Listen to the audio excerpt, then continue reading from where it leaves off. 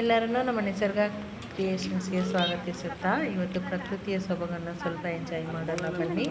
ಗೋಧೂಳಿ time ಅಂದರೆ ಸೂರ್ಯಾಸ್ತಮ time ಅಂತಲೇ ಹೇಳ್ಬೋದು. 4:30 ಇಂದ 5 ಗಂಟೆ ನಾವು ಮೇಕೆದಾಟು, ಇದು ಪ್ಲೇಸ್ ಬಂದು ಮೇಕೆದಾಟು, ಬೆಟ್ಟ ಗುಡ್ಡಗಳ ನಡುವೆ ನಮ್ಮ ನದಿ ನೋಡಿ ಎಷ್ಟು ಚೆನ್ನಾಗಿ ಹರಿತಾ ಇದೆ.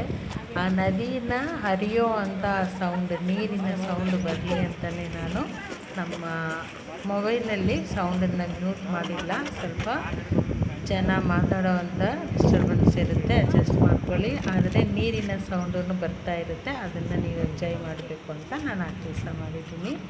ನಮ್ಮ ದೈನಂದಿನ ಕೆಲಸಗಳಲ್ಲಿ ಯಾವಾಗಲೂ ಟೆನ್ಷನ್ಸ್ ಇರುತ್ತೆ, ರೆಸ್ಪಾನ್ಸಿಬಿಲಿಟೀಸು ಮತ್ತು ಡ್ಯೂಟೀಸ್ ಅಂದ್ಬಿಟ್ಟು ನಾವು ಅದರಲ್ಲೇ ಮುಳುಗೋಗಿರ್ತೀವಿ. ಅದರಲ್ಲೂ ಮೇಯ್ನಾಗಿ ಮನೆಯಲ್ಲಿ ಇರುವಂತಹ ಗೃಹಿಣಿಯರು ತುಂಬಾ ಸ್ಟ್ರೆಸ್ಸಲ್ಲಿರ್ತಾರೆ. ಅಂಥವರು 3 ತಿಂಗಳಿಗೊಂದ್ಸರಿನೋ ಅಥವಾ 6 ತಿಂಗಳಿಗೊಂದ್ಸರಿನೋ ಈ ಪ್ರಕೃತಿಯನ್ನು, ಮೇಯ್ನಾಗಿ ನೇಚರ್ ಇರೋವಂಥ ಕಡೆ, ನೀರು, ನದಿ, ಸಮುದ್ರ ಆ ಥರ ಇರೋ ಕಡೆ, ಅಥವಾ ಅದನ್ನು ಬಿಟ್ಟರೆ ಒಳ್ಳೆಯ ದೇವಸ್ಥಾನಗಳು ಅಂಥ ಕಡೆ ನಾವು ಹೋಗಿ ಬಂದರೆ ನಮ್ಮ ಆರೋಗ್ಯಕ್ಕೂ ಒಳ್ಳೆಯದು, ಜೊತೆಗೆ ಮನಸ್ಸಿಗೆ ಆಹ್ಲಾದತೆಯನ್ನು ಕೊಡುತ್ತೆ. ಮೈಂಡು ಮತ್ತು ಮನಸ್ಸು ಎರಡೂ ತುಂಬ ಚೆನ್ನಾಗಿರುತ್ತೆ, ಲವಲವಿಕೆಯಿಂದ ಇರೋದಕ್ಕೆ ಹೆಲ್ಪ್ ಆಗುತ್ತೆ.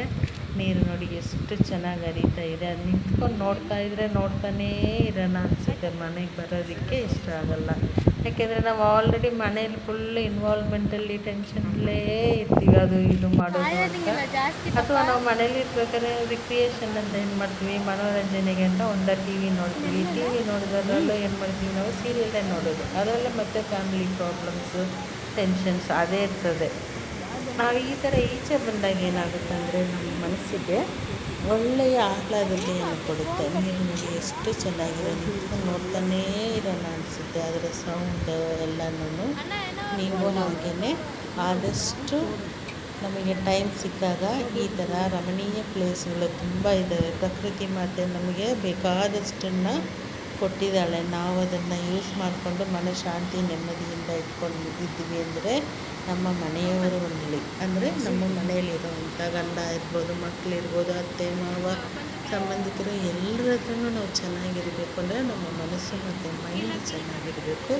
ಅದಕ್ಕೆ ನಾವು ಪ್ರಕೃತಿ ಮತ್ತು ದೇವಸ್ಥಾನಗಳು ಮಾತ್ರ ಅದನ್ನು ನಮಗೆ ಕೊಡುವಂಥ ಸಿರಿ ಅಂತಲೇ ಹೇಳ್ಬೋದು. ಆ ಕಾರಣಕ್ಕೋಸ್ಕರ ಇದನ್ನು ಮಾಡ್ತಾಯಿದ್ದೀನಿ. ನೋಡಿ ನೀರು ನೋಡಿ ಎಷ್ಟು ಚೆನ್ನಾಗಿದೆ. ಈ ನೀರು ಹೇಗೆ 1 ಮಿನಿಟ್ ಪ್ರಶಾಂತವಾಗಿ ಹರಿತಾ ಇದೆಯೋ ಹಾಗೆ ನಮ್ಮ ಮನಸ್ಸು ಮತ್ತು ಮೈಂಡ್ ಎರಡೂ ಪ್ರಶಾಂತವಾಗಿ ಆರೋಗ್ಯವಾಗಿರಬೇಕು ಅಂದರೆ ನೇಚರ್ ಮತ್ತು ದೇವಸ್ಥಾನಗಳಿಗೆ ಹೋಗೋದು ತುಂಬಾ ಒಳ್ಳೆಯದಾಗಿರುತ್ತೆ. ನೀವು ಆದಷ್ಟು, ಇದು ಹತ್ತಿರನೇ ಇದೆ, ಬೆಂಗಳೂರಿಂದ 100 ರಿಂದ 150 ಕಿಲೋಮೀಟರ್ ಒಳಗಡೆ ಇರುವಂತಹ ಮೇಕೆದಾಟು ಮತ್ತು